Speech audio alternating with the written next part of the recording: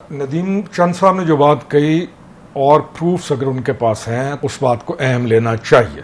यानी हम तो कभी भी नहीं कहेंगे कि कोई ऐसी प्रैक्टिस जिसके ऊपर एविडेंस आ रहा हो तो उस एविडेंस को रिजेक्ट किया जाए, ये दुरुस्त होता है। आपके पास कोई और जनरली कोई नहीं, मेरे पास ऐसी चीज नहीं है। अगर होती तो डेफिनेटली मैं ऐड ऑन कर देता। अच्छा, और जो इलेक्शन कमीशन ने खत लिखा था जो उन्होंने पीएसपीएम को और ये फरमाया था कि जी आप देखें लोगों को ऐसे ले रहे हैं, और वो जब किया उन्होंने जब उनको उनके जो पीएसपीएम थे नवाज शरीफ साहब थे, तो उनको जब फवाद साहब को उसके जवाब में केयरटेकर प्राइम मिनिस्टर ने बिल्कुल कहा जी he is one of the competent people और कोई एविडेंस नहीं है वो किसी पार्टी के साथ है। तो आप सेटिस्फाइड थे उनकी इस एक्सप्लेनेशन से? नहीं, मैं ये फवाद की जात तक तो मैं सेटिस्फाइड हूँ, ठीक, नोइंग हिम।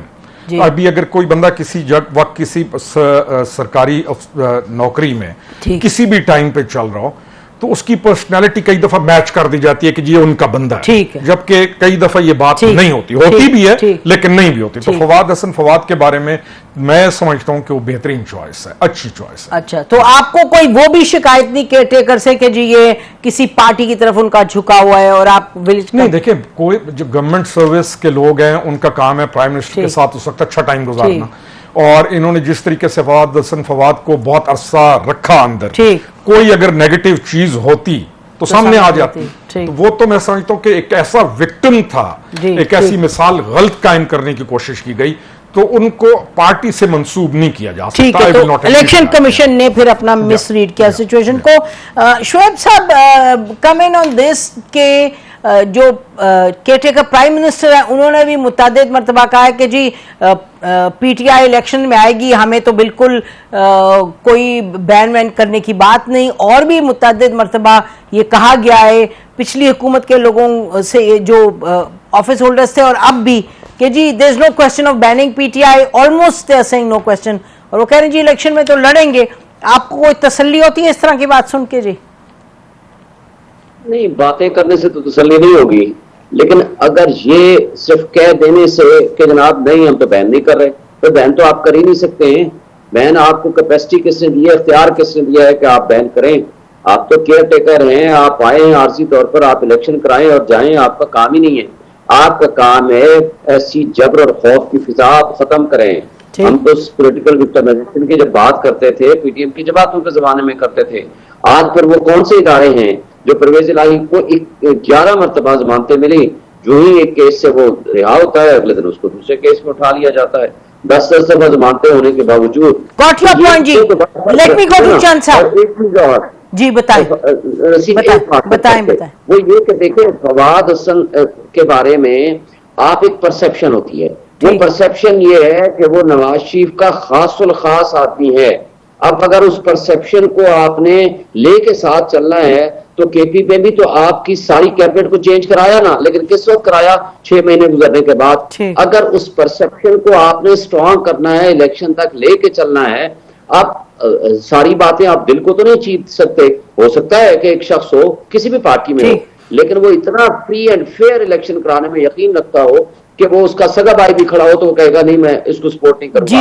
लेकिन आपको परसेप्शन को भी तो दूर करना है ना, तो उसके लिए मेरा नहीं ख्याल कि इस पे कोई ऐसी चीज है कि हम उनको इतराज ना किया जाए। अच्छा ठीक है, आप कह रहे हैं आपका उन पे इतराज है और आप कह रहे हैं परसेप्शन को टैकल करना है। अगर परसेप्शन पे वैसे आपकी अपनी जगह बात है, लेकिन परसेप्शन को टैकल करते रहे तो फिर मेरा ख्याल है किसी चीज पे कुछ नहीं होगा। I have got your point about Fawad साहब। अच्छा नदीम, ये बताएं आपके ये जो पीटीआई अपने हवाले से जो कंप्लेन कर रही है कि जी हमारे साथ ये ज्यादती हो रही है, दूसरी तरफ ये कहा जा रहा है they can fight the election. आपकी पार्टी थी पीडीएम में, मतलब केयर टेकर में, गवर्नमेंट में आप लोग you are part of the PDM setup, PDM का हिस्सा नहीं थे लेकिन सेटअप में तो थे। तो अगर इनको अभी शिकायत है और पहले भी शिकायत है तो आप क्या कहेंगे इस पे? देखिए जी, मैं समझता हूँ कि ultimately free and fair election होने चाहिए, इस मुल्क की जरूरत है। मुल्क में अगर आप लानी है, पॉलिटिकल स्टेबिलिटी आएगी तो इकोनॉमिक स्टेबिलिटी या बाकी सारी स्टेबिलिटीज आएंगी। अगर इलेक्शन पूरी कौम मानेगी तो इस मुल्क के फायदे में है। इस वक्त रियासत अहम है, हमारी सियासत मैं समझता हूँ सबको एक एक कदम पीछे हट के थोड़ी सी कुर्बानी देनी पड़ेगी और रियासत को हमें मजबूत करना चाहिए और साथ फ्री एंड फेयर इलेक्शन हो ताकि हर पार्टी तस्लीम करे और जिसको अवाम वोट दे वो हुकूमत बनाए। ठीक, इसमें कौन सा रहे, सब ने एक एक दफा हुकूमतें बना ली है, किसी ने 2 दफा 3 दफा बना ली है। तो मेरे ख्याल में अब इलेक्शन से कौन भाग रहा है? इस वक्त वो लोग भाग रहे हैं जो हमेशा हुकूमतें करते रहे हैं। मैं हैरान हूं, पता नहीं क्यों इलेक्शन से भाग रहे हैं। और इलेक्शन होने चाहिए, बल्कि प्रोएक्टिवली सारों को होना चाहिए था कि और जिस तरह मियां साहब आ रहे हैं 21 तारीख को, और मैं समझता हूँ मियां साहब के साथ तो खुद बड़ी ज्यादतियां हुई हैं, पॉलिटिकल इंजीनियरिंग उनके साथ हुई है।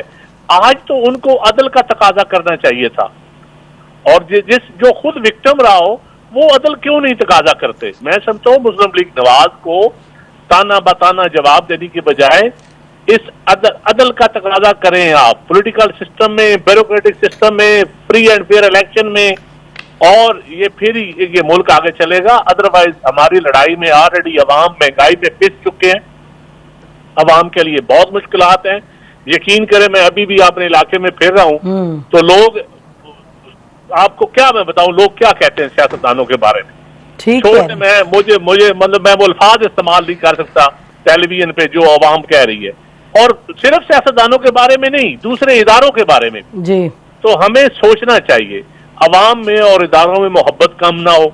अवाम और सियासतदान हम लड़ते रहें, जो मर्जी करते रहें, लेकिन प्रोसेस आगे चलना चाहिए, प्रोसेस रुकना नहीं चाहिए। बेशक प्रोसेस रुकना नहीं चाहिए, बिल्कुल मुल्क के लिए अच्छा नहीं है, जो बिल्कुल मुल्क के लिए नहीं अच्छा, पाकिस्तानियों के लिए अच्छा नहीं। रोकड़ी साहब, ये पीटीआई की जो एक कंप्लेंट है कि हम तो कहेंगे कि पीटीआई के ज़माने में पीटीआई में चले जाना, वो उसको कहा जाता था वॉशिंग मशीन, ड्राई क्लीनिंग, और अब प्रेस कॉन्फ्रेंस का जो वो कहते हैं ड्राई क्लीनिंग, इसमें तो हकीकत है, इसमें कोई, तो आप क्या कहेंगे वैसियत एक पार्टी के जो कह रहे हैं कि जी लेवल प्लेइंग फील्ड होनी चाहिए? नहीं, पीटीआई का जो सारा नैरेटिव है जी, उस सारे को देख लीजिए और इनकी संजीदगियां देख लीजिए। ठीक, किसने कहा था नेशनल असेंबली से भाग जाएं, किसने कहा था अपनी असेंबलीज तोड़ दें, किसने ये सारी चीजें कही थी इनको करने की। तो पीटीआई के जो नैरेटिव है, आई डोंट कंसिडर कि उसको संजीदगी से लेना चाहिए या नहीं। जो अहम चीज है, हम कहते हैं साफ शफाफ इंतखाबात। मैं ये कहता हूं कि साफ शफाफ इंतखाबात साफ शफाफ चेहरों के साथ जब तक आप नहीं करते, जब तक आप जब तक एहतसाब नहीं करते और एहतसाब के बगैर आप दोबारा वही काम करते हैं जो एक रिपीट हो जाता है, तो साफ शफाफ जितना मर्जी करा रहे हैं, अगर चेहरे साफ शफाफ ना हुए तो फिर उन्होंने आके क्या करना है। हमने जिस इशू को हम फेस कर रहे हैं तो वो है तो यही डिसऑनेस्टी और करप्शन हमारा जो डीपली रूटेड है, और ये जो कल की जजमेंट आज की है ये भी आपके सामने आ गई। हम जब तक अपने बेसिक्स को एड्रेस नहीं करते, मैं जब तक अपने आप को पेश नहीं करता हूं कि जी मेरा आप चेक करें, और मैं अगर उस मेयार पे पूरा उतरता हूं, मुझे आप पॉलिटिक्स में होना चाहिए। अगर कोई इदारा चेक ही ना करे और फिर आप साफ शफाफ इंतखाब उन्हीं डैमेज चेहरों के साथ कर लें, क्या होगा? क्या चेंज आएगी? नदीम चंद ने जो कहा कि गालियां पड़ रही हैं, अभी तो गालियां पड़ रही हैं और वाकई पड़ रही हैं, हल्कों के अंदर जाना मुश्किल है तमाम के लिए। और अगर दोबारा यही प्रैक्टिस इसी तरह हो गई तो फिर क्या करेंगे? तो डैमेज चेहरा कौन सा होता है डॉक्टर? करप्ट नहीं, मेरा मतलब कि डॉक्टर फिरदौस आशिक अवान साहब हमारी बहन, वो 4 पार्टीज में गई हैं, तो वो अब आपकी पार्टी में है, तो वो उनको आप क्या कहेंगे? नहीं, आपके देखिए, मैं आपको एक बात, पार्टी छोड़ना किसी रीजन की बुनियाद पे और जाना लोग नहीं माइंड करते। अच्छा। लेकिन जो जैसे जाता है ना, लोग उस तरह जैसे आपने माइंड किए हुए लोग भी माइंड करेंगे, और मैं किसी की सफाई दे के खामखा उसको मैं तो सवाल कर रही थी, मैं तो जस्टिफाइड रीजन क्या थी पार्टी में जाने की, पार्टी छोड़ी क्यों, गए क्यों? अच्छा, डैमेज चेहरा आप किसको कह रहे हैं? डैमेज चेहरा आई वुड से कि जिनके ऊपर करप्शन के चार्जेस हैं, जो नैब को मतलूब हैं, जिन लोगों ने करप्शन की है और जिन लोगों ने मुल्क को नुकसान पहुंचाया है, वो लोग। अभी शोएब शाहीन साहब ने फरमाया कि फलाना के ऊपर पुलिस जा रही हो। भाई 9 मई के हमले करोगे, पुलिस नहीं जाएगी, उनकी वकालत की जाएगी। यानी जिन्होंने नहीं किया, पीटीआई के कितने और लोग हैं जो उन प्रैक्टिस के अंदर इन्वॉल्व नहीं थे, आज भी वो बिल्कुल फिर रहे हैं। और तमाम के तमाम कहते क्या है कि हमारी पॉलिटिक्स, हमारी हर चीज को इस शख्स ने और कुछ लोगों ने दांव पे लगा दिया। पीटीआई की तो सत्यानाश इन्होंने खुद किया। और एक जो मुजरिम है, आप मुजरिम को क्यों पुष्पराई की जाए, मुजरिम को मुजरिम क्यों ना कहा जाए? मेरा तो ये आपका ये व्यू ठीक है। नाज़रीन, ब्रेक लेते हैं, ब्रेक के बाद वापस आते हैं। Stay with us.